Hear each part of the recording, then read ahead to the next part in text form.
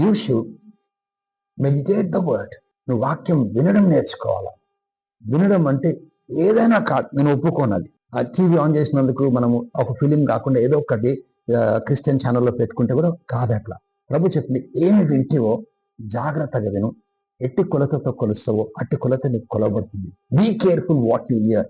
So not everything we can hear. Only anointed the messages and revelation which God brings to the men of God and servants of God. So then faith comes. So you should meditate the scriptures. Take some time. You should have a quiet time. Quiet time is very important.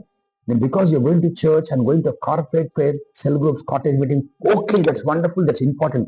But the most important is you should have a quiet time. I'm not talking about pastors, I'm talking about a Christian. విశ్వాసి అయితే ఖచ్చితంగా మీ quiet టైంను practice చేయాలి.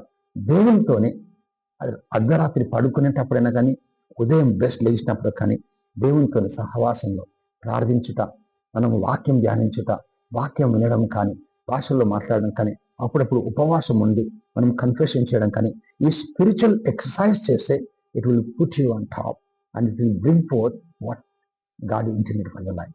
So be God చేసెస్.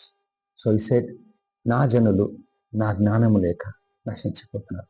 So get revolution and